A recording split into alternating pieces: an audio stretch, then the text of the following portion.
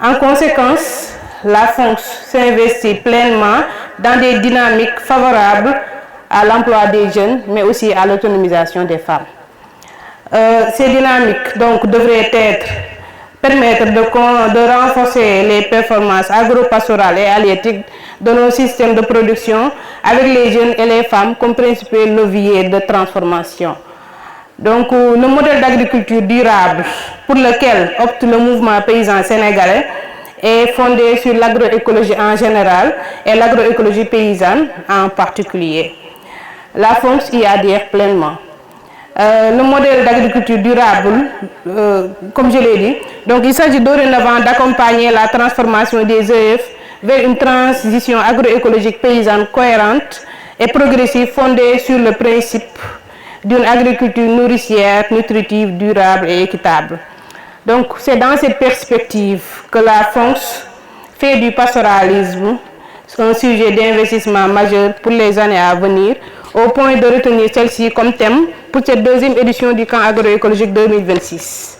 C'est aussi dans ce sens que le camp agroécologique, objet de cette rencontre inédite, a été organisé du 15 au 17 avril 2026 à Vélingara-Ferlo, dans le département de Ranérou, région de Matam, et sous le lead de l'EGAP. Ce camp agroécologique avait pour thème le pastoralisme, une opportunité d'insertion et d'installation des jeunes et des femmes ruraux. Le camp, perçu en tant qu'espace de mise à niveau, je pense qu'on en a toujours parlé, de production de connaissances et de renforcement de capacités, a pour but de contribuer à la création de conditions favorables, d'une part, à l'inclusion des jeunes dans la gouvernance des EF et des organisations paysannes dont nous venons. L'objectif général donc du camp était de contribuer à la mobilisation des acteurs pour une transformation durable des exploitations familiales à travers les jeunes filles et garçons comme principaux moteurs de changement. L'objectif spécifique était de renforcer les capacités d'analyse et d'action des jeunes pour relever avec succès les défis de transformation des œuvres dont je parle, avec les jeunes et les femmes comme vecteurs d'innovation et de changement. Donc la cérémonie d'ouverture du camp agroécologique a été présidée par M.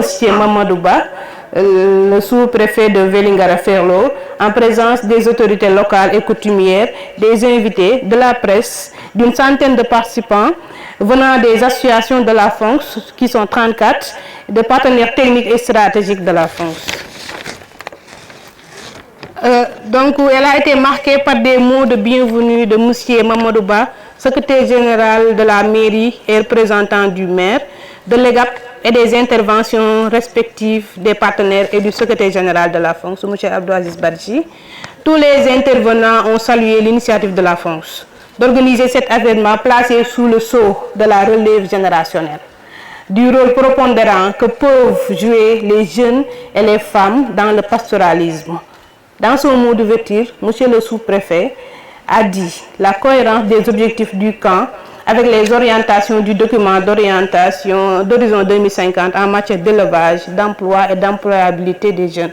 Il est aussi revenu sur le rôle que joue EGAP, qui est une association membre de la FONCS ayant accueilli le camp agroécologique 2026 sur le développement de la région en général et sur le département de Ranérou en particulier.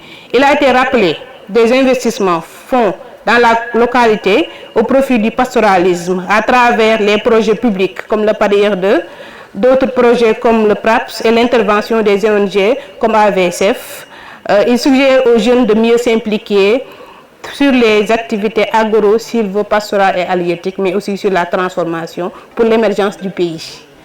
Donc les activités du camp ont porté sur quelques panels. D'abord, c'était sur la vision des autorités publiques sous l'horizon 2050, sous l'angle du pastoralisme. On a aussi abordé le thème de l'agroécologie et les systèmes d'élevage. Il y avait aussi des panels sur la relève générationnelle, sur l'échange d'expériences d'insertion et d'installation des jeunes, sur les opportunités d'insertion et d'installation aussi des jeunes. Il y avait des actions citoyennes ce matin. On a fait des formations en agroécologie spécifiquement sur les techniques de fabrication de pierres à lécher et la production de fourrage, n'est-ce pas? Donc au terme de ces 5 jours de travaux, les résultats suivants ont été enregistrés. Sur le contexte, on a dit que l'esprit et les axes stratégiques des politiques publiques sont en phase avec les réponses que le mouvement paysan veut apporter comme solution.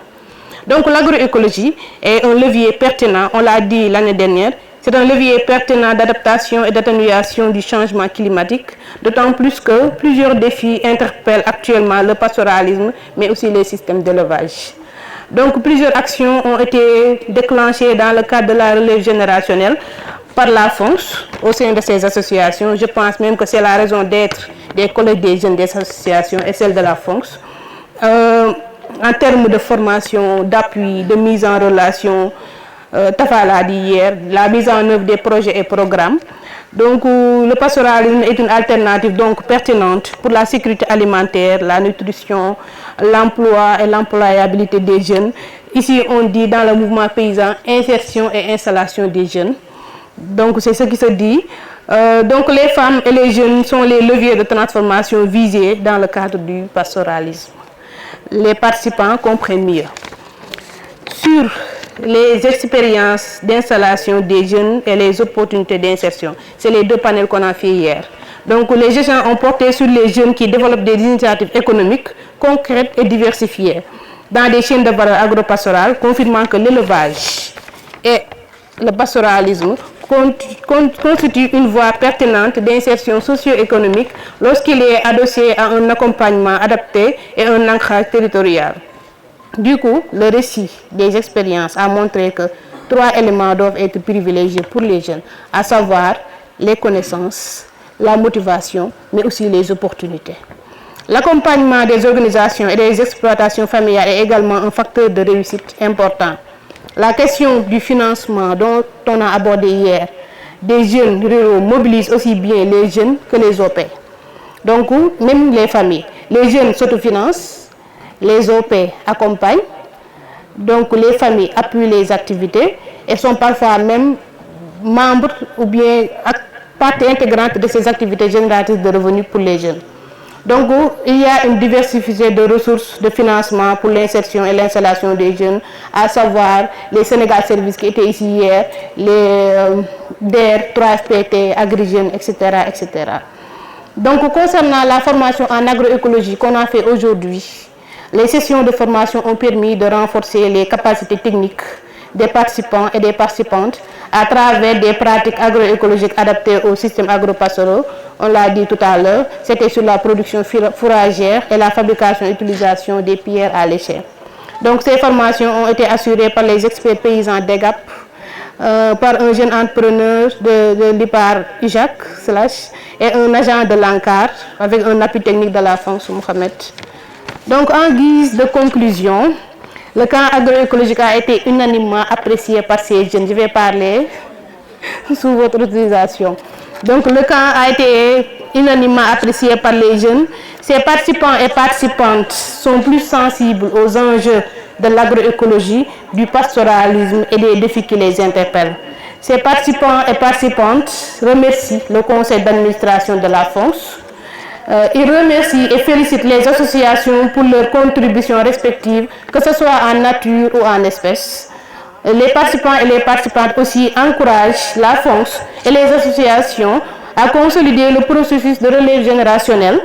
Le collège des jeunes de la FONS s'engage à consolider les acquis du camp et à œuvrer pour le renforcement des échanges entre les jeunes promoteurs, n'est-ce pas Moussafa?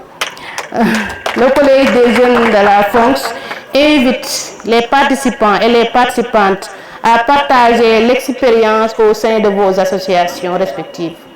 Donc, des félicitations ont été adressées aux associations qui ont organisé des mini-camps pour faire profiter au maximum des jeunes.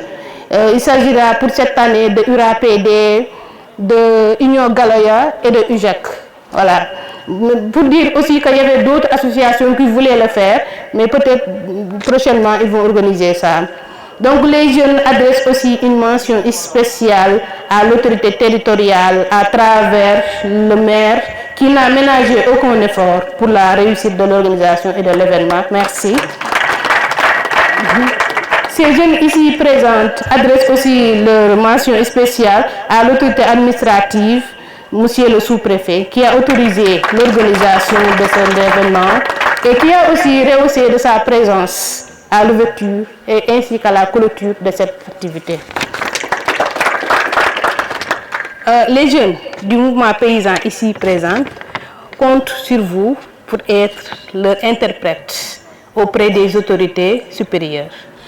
Au village de Vélingara Ferlo, nous vous disons merci pour l'accueil et merci pour l'hospitalité.